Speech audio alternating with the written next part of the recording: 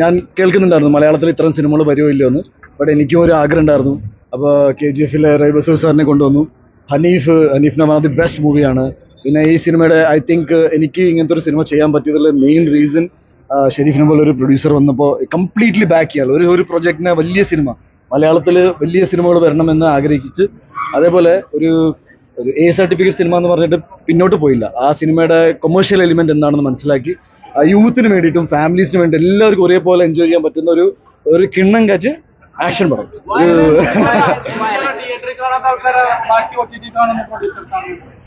എങ്ങനെ അല്ല ആക്ച്വലി എനിക്ക് അങ്ങനെയല്ല, എനിക്ക് വന്ന് തിയേറ്ററിലും കാണും OTT-യിലും കാണും. പിന്നെ ഇതിന്റെ കുറച്ച് എക്സ്റ്റെൻഡഡ് കട്ട് ഡെഫിനറ്റ്ലി OTT-യിലാണ് വരാൻ പോണം. നിങ്ങൾക്ക് അറിയാം സിനിമ 2 തവണ സെൻസർ ചെയ്യപ്പെട്ടിട്ടുണ്ടായിരുന്നു. എല്ലാം ഓൺലൈനിൽ കിടക്കല്ലേ. ബട്ട് ഒരുപാട് സന്തോഷം. എനിക്ക് ഞാൻ വിചാരിച്ച പോലെ തന്നെ ഒരു നല്ല സിനിമ എടുക്കാൻ സാധിച്ചു. ഒരുപാട് സന്തോഷം. അനീഫിനോട് ചോദിക്കണം, അനീഫ് വരുമ്പോൾ എടുത്തു പറയുന്ന ഒരു കാര്യം എന്ന് പറഞ്ഞാൽ ഫൈറ്റ് കൊറിയോഗ്രാഫി ആയിരുന്നു. ഇനിയിപ്പോ മലയാള സിനിമ മാർക്കോക്ക് ശേഷം ഫൈറ്റ് കൊറിയോഗ്രാഫി മികച്ച ഫൈറ്റ് ഞാൻ ആക്ച്വലി ആവശ്യപ്പെട്ടിട്ടുണ്ടായിരുന്നു. ബിക്കോസ് ഞാനൊരു 5-6 വർഷമായിട്ട് ആക്ഷൻ സിനിമകൾ ചെയ്യാതെ ഫാമിലി സിനിമകൾ സർട്ടിഫിക്കറ്റുള്ള സിനിമകൾ ചെയ്ത് വരുമ്പോൾ മലയാള സിനിമയിൽ ഒരുപാട് ആക്ഷൻ സിനിമകൾ ഉണ്ടായി. സോ അറ്റ് ദാറ്റ് ടൈം എൻ്റെ ഫ്രണ്ട്സ് എൻ്റെ കൂടെ നിൽക്കുന്ന ടെക്നീഷ്യൻസ് പറയേണ്ടത് നല്ലൊരു ആക്ഷൻ സിനിമ ചെയ്യണമെന്ന്. ബട്ട് ഞാൻ ചെയ്യുമ്പോൾ എനിക്ക് ഒരു ബെഞ്ച് മാർക്ക് സിനിമ ചെയ്യണമെന്നുണ്ടായിരുന്നു. ഐ തിങ്ക് മാർക്ക് ഒരു ബെഞ്ച് മാർക്കാണ്. ഇതിന് മാർക്കോയ്ക്ക് ശേഷം വരാൻ പോകുന്ന സിനിമകൾക്ക് അറ്റ്ലീസ്റ്റ് ആക്ഷൻ സിനിമകൾക്ക് ഇതിൻ്റെ മുകളിൽ എന്തെങ്കിലുമൊക്കെ ചെയ്യേണ്ടി വരും. Which I am very happy. എൻ്റെ എല്ലാ ഫ്രണ്ട്സാണ് അവരെല്ലാവരും. അത് ബിക്കോസ് നിങ്ങളെല്ലാവരും സിനിമയെ സപ്പോർട്ട് ചെയ്ത് ആക്ഷൻ സിനിമകൾ വലിയ ബഡ്ജറ്റിൽ ഒരുക്കി തിയേറ്ററിൽ കൊണ്ടുവരുമ്പോൾ നിങ്ങളെല്ലാവരും ഒന്ന് കണ്ടു എന്ന് പറയുമ്പോൾ എൻ്റെ കരിയറിൽ തന്നെ ഏറ്റവും വലിയ ഓപ്പണിംഗ് ആണ്. Like the numbers are out there. അപ്പോൾ എനിക്ക് ഒരുപാട് സന്തോഷമുണ്ട്. ഞാൻ സത്യത്തിൽ പൃഥ്വിയൊക്കെ ആക്ഷൻ സിനിമ ചെയ്യുമെന്ന് ഇനി വിചാരിച്ചിരിക്കുക. ഞാൻ രാവിലെ മെസ്സേജ് അയച്ചിട്ടുണ്ടായിരുന്നു. ജഗദീശന്റെ ഇന്റർവ്യൂ ജഗദീശൻ പറഞ്ഞു വയലൻസ് ഇനി മാർക്കോക്ക് ശേഷം എന്താണെന്ന് നിങ്ങൾക്ക് കാണാമെന്ന് പറയായിരുന്നു. അപ്പൊ ഈ പ്രേക്ഷകർ എല്ലാവരും പറഞ്ഞത് അത് പറഞ്ഞതുപോലെ തന്നെ നടന്നു എന്നുള്ള രീതിയിലാണ്. Thank you so much. എന്ന് വെച്ചാൽ ജഗദീഷ് ഏട്ടൻ, സിദ്ദിഖേട്ടൻ, ആൻസൺ, അതേപോലെ തന്നെ ഈ സിനിമയിൽ വർക്ക് ചെയ്ത ഒരുപാട് ആക്ടേഴ്സ്, പുതിയതായിട്ട് ഡെബ്യൂ ചെയ്ത ആക്ടേഴ്സ് ഉണ്ട്. നമ്മുടെ കബീർ ദുഹാൻ, പിന്നെ യുക്തി, I mean lot of actors. ഇവരെല്ലാവരും ഗംഭീരമായിട്ട് പെർഫോം ചെയ്യുന്നുണ്ട്. എനിക്ക് ഒരുപാട് സന്തോഷമുണ്ട്. ജഗദീഷ് ഏട്ടൻ തുടക്കത്തിൽ തന്നെ സാറിൻ്റെ എക്സൈറ്റ്മെന്റ് നിങ്ങളുമായിട്ട് പങ്കുവച്ചു. ഞങ്ങൾ സിനിമ ഇറങ്ങുന്നതിന് മുന്നേ ഒന്നും പറയാൻ ആഗ്രഹിച്ചിരുന്നില്ല. ഞാൻ ഈ ആക്ഷൻ ഉണ്ടെന്ന് പറഞ്ഞതൊരു കാര്യമില്ല എന്ന് പറഞ്ഞു. സോ ഗുഡ് ക്വാളിറ്റി കോണ്ടന്റ് എന്ന് വെച്ചാൽ നല്ല പോസ്റ്റേഴ്സ്, ഞങ്ങളുടെ പോസ്റ്റേഴ്സിന് ഒരുപാട് സ്വീകാര്യത ഉണ്ടായി.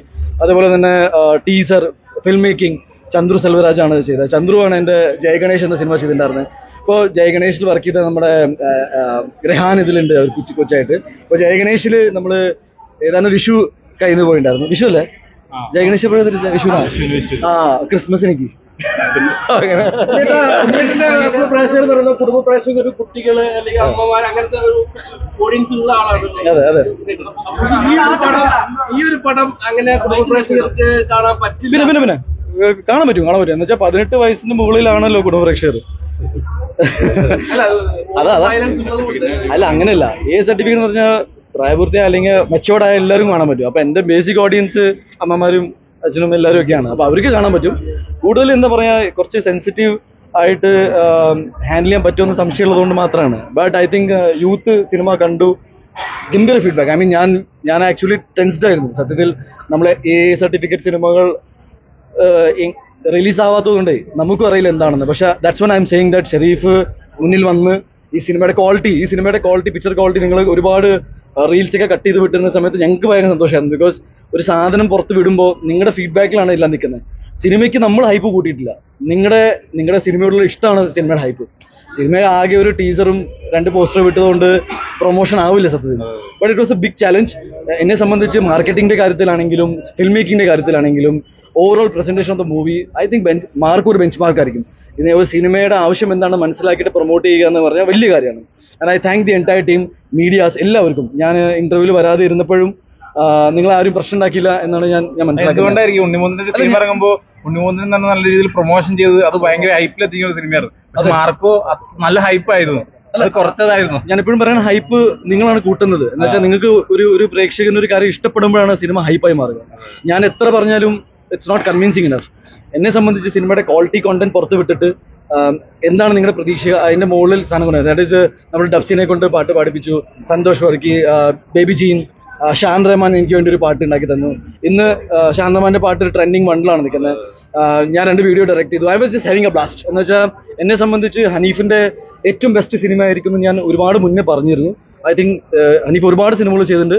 ബട്ട് ഇവിടുന്ന് ഹനീഫ് 0.20 എന്താ പറയാ 2.0 ഹനീഫ് 2.0 ഒരു പാൻ ഇന്ത്യൻ സ്റ്റാറിലേക്ക് മാറിയിരിക്കുന്നു.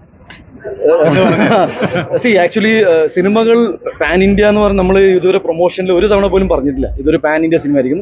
I genuinely feel that action സിനിമയ്ക്ക് അങ്ങനത്തെ ഒരു സാധ്യത കൂടുതലാണ്. എപ്പോഴും ആക്ഷന് ഒരു ലാംഗ്വേജ് ബാരിയർ ഫേസ് ചെയ്യാറില്ല. എന്നെ സംബന്ധിച്ച് നല്ല പ്രൊഡക്ഷൻ ബാക്കിങ്ങും നല്ല ടീം, ഒരേപോലെ ചിന്തിക്കുന്ന ആൾക്കാരൊക്കെ ഒരുമിച്ച് വന്നപ്പോൾ ഉണ്ടായ ഒരു സിനിമയാണ് മാർക്കോ. ഞാൻ വില്ലനായിട്ട് തന്നെ കാസ്റ്റ് ചെയ്ത സമയത്ത് ഞാൻ വിചാരിച്ചതാണ് ഇതേ ക്യാരക്ടർ വെച്ച് ഹീറോ ആയിട്ട് വരുന്നത്. അതെന്റെ ഒരു പേഴ്സണൽ വാഷിംഗ് കൂടിയായിരുന്നു. അത് ഈ സിനിമയിലൂടെ വന്ന് ഈ സിനിമയിലൂടെ നല്ല രീതിയിൽ നമുക്ക് ചെയ്യാൻ പറ്റിയതിൽ ഒരുപാട് സന്തോഷമുണ്ട്. കംപ്ലീറ്റ് ഒരു പ്രൊഡക്ഷൻ എങ്ങനെ ഫംഗ്ഷൻ ചെയ്യുന്നു, ഇപ്പൊ UMF ആണെങ്കിലും ക്യൂബ്സ് ആണെങ്കിലും എന്നെ സംബന്ധിച്ച് ഭയങ്കര എന്റെ സുഹൃത്തുക്കളാണ്. അവരുടെ സിനിമകൾ വിജയിക്കണം എന്ന് എനിക്ക് ഭയങ്കര ആഗ്രഹം ഉണ്ടായിരുന്നു. Anson has done the best. I mean ഒരുപാട് സിനിമകളിൽ വർക്ക് ചെയ്തിട്ടുണ്ട് ആൻസൺ. Is very selective. പക്ഷേ ഇവിടുന്ന് ആൻസണ് നല്ലതുണ്ടാവും. അഭിമന്യു തിലകൻ സാറിന്റെ ഗ്രാൻഡ് സൺ ഈ സിനിമയിൽ അഭിനയിച്ചിട്ടുണ്ട്. നന്ദേസ് ഇഷാൻ എന്ന് പറഞ്ഞ മോൻ പുതിയ ആക്ടർ ഇതിൽ വന്നിട്ടുണ്ട്. ധ്രുവ, യുക്തി, കബീർ, ദേ ഡൺ ഫെന്റാസ്റ്റിക്. ഇത് എന്റെ മാത്രം ഉണ്ണിമുകുന്ദൻ ഷോ എന്ന രീതിയിൽ ഒരു സിനിമ ഒരിക്കലും വിജയിക്കില്ല. ഞാൻ എന്താ പറയുന്നത്, ഇറ്റ്സ് എ കംപ്ലീറ്റ് പാക്കേജ്.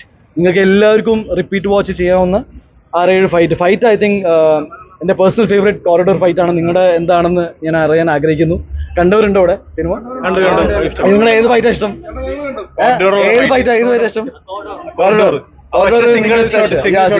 എന്റെ ഭാഗ്യം നമുക്ക് ഭയങ്കര കലൈ കിങ്സിന്റെ കൊറിയോഗ്രാഫി ആൻഡ് എന്റെ കൂടെ വർക്ക് ചെയ്ത ഫൈറ്റേഴ്സ്, അവരുടെ സിങ്ക്, നല്ല ഇടിയൊക്കെ കിട്ടി അങ്ങോട്ടും ഇങ്ങോട്ടും. പക്ഷെ എട്ടിപ്പടത്തില് നായകൻ ഫൈറ്റ് ചെയ്യുന്നത് നിങ്ങൾ കണ്ടോണ്ടിരിക്കണം എന്ന് എനിക്കൊരു ആഗ്രഹം ഉണ്ടായിരുന്നു. ഞാൻ അങ്ങനെ സിനിമ കാണാൻ ഇഷ്ടമുള്ളതാണ്.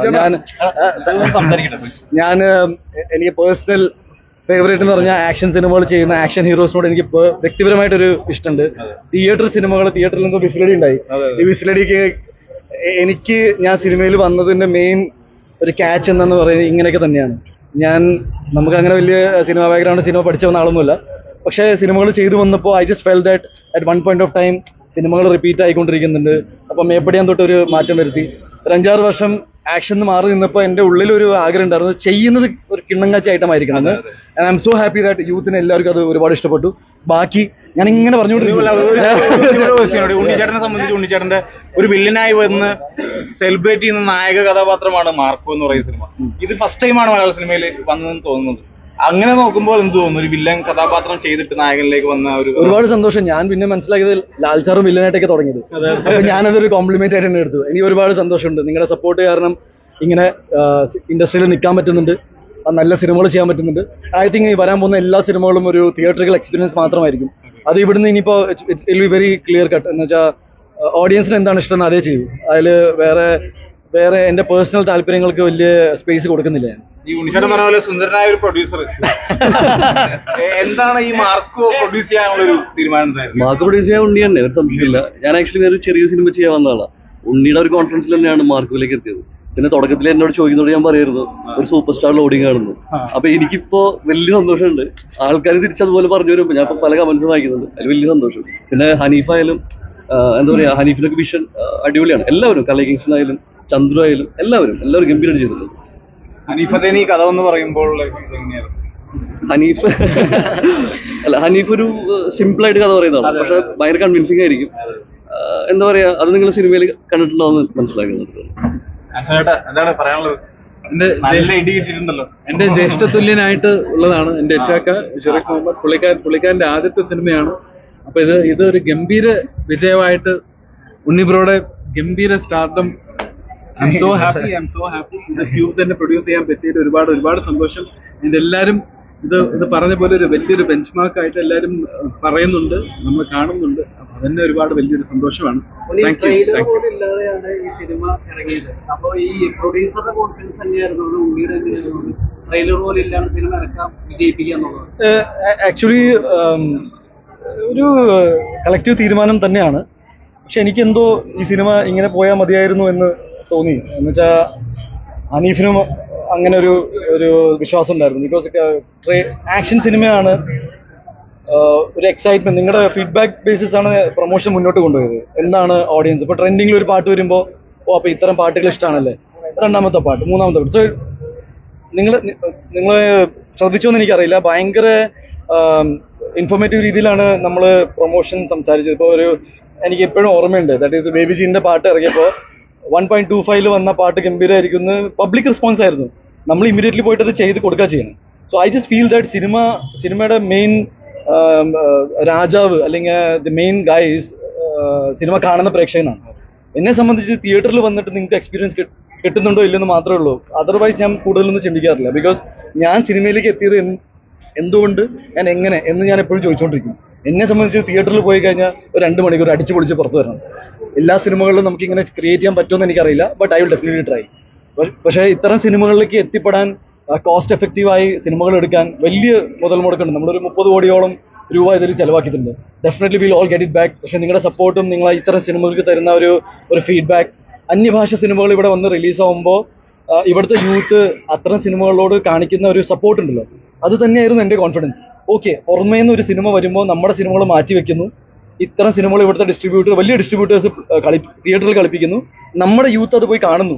എന്നെ സംബന്ധിച്ച് ഡെഫിനറ്റ്ലി നമ്മുടെ ഇവിടെ ഇങ്ങനത്തെ സിനിമകൾ വരാത്തത് കൊണ്ട് മാത്രമാണ് നമ്മുടെ യൂത്ത് അങ്ങോട്ട് സിനിമകൾ പോകുന്നതെന്ന്, അതിൽ തെറ്റൊന്നുമില്ല.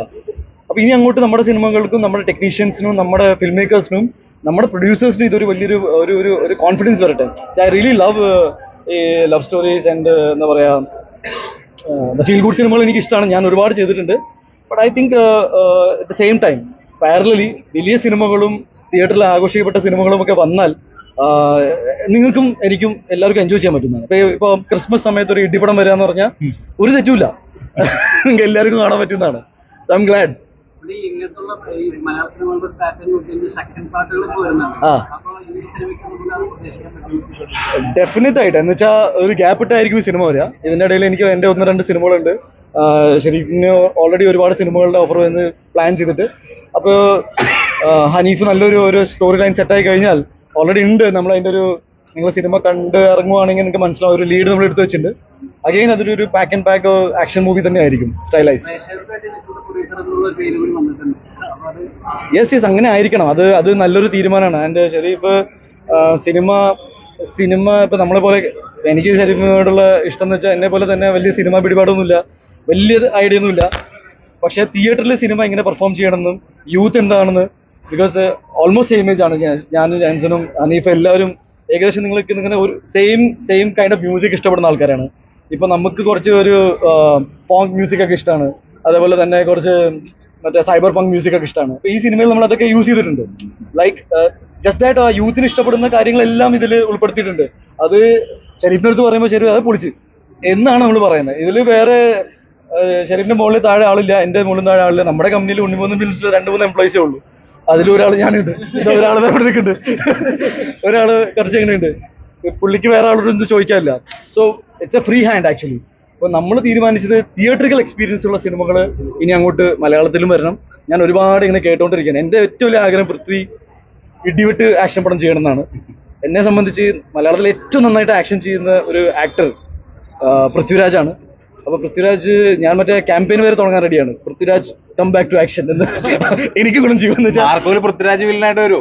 പൃഥ്വിരാജിനെ വില്ലനായിട്ട് വിളിക്കുന്നില്ല, പക്ഷേ ആർക്കോ പോലത്തെ സിനിമകൾ പൃഥ്വി ചെയ്യുവാണെങ്കിൽ വാവ് സൂപ്പർ.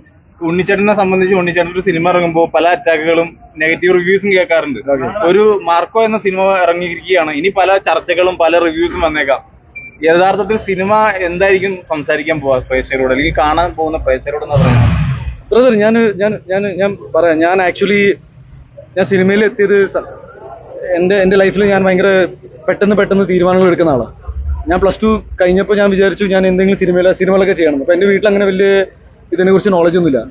ഞാൻ അഹമ്മദാബാദിൽ നിന്ന് വണ്ടി പിടിച്ച് ഇങ്ങോട്ട് കയറുക. എനിക്ക് 2000 കിലോമീറ്റർ ഉണ്ട് അവിടെ നിന്ന് ഇങ്ങോട്ട് വരാൻ.